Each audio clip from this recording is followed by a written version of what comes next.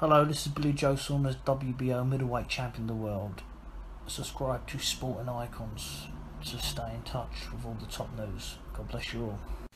So, Vasyl Lomachenko has finally given his verdict on the Triple G vs Canelo fight, and it's not too good for Triple G. And, well, anyway, let's get into his statement. It was a good fight, an interesting fight, and I like the way that Canelo was boxing. His defense, he was missing a lot of punches to win the fight. And Canelo lost that fight. Golovkin won it. In my opinion, of course. But what he was doing in the ring, I didn't like it. And I'm not talking as a fan now, I'm talking as a person who knows boxing and who boxes. And I'm discussing about it from the angle of game plan, tactics, and using the skills in the fight. I didn't like Triple G's action in the fight. So that was Lomachenko's statement. Very interesting. So from one pound for pound fighter, talking about another one. Some people have Lomachenko pound for pound number one. Some people have Triple G pound for pound number one, etc., etc. I don't really get into all that myself, but it is what it is, and I can fully understand why people have both these guys at least on the list. So, okay.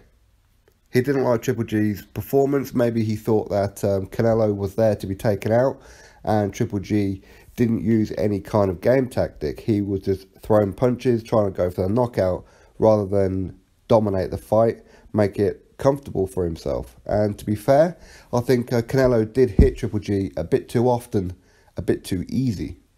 But as Lomachenko says there, Canelo's defense was pretty solid. He did get tagged on multiple occasions, but he took them very, very well. But Canelo was not easy to hit in that fight. Now, of course, what's going to happen with the rematch, we have to wait and see.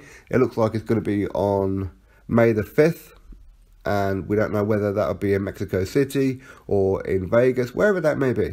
But with Lomachenko, it looks like he could potentially be waiting for Mikey Garcia to see how he gets on against Lipinets.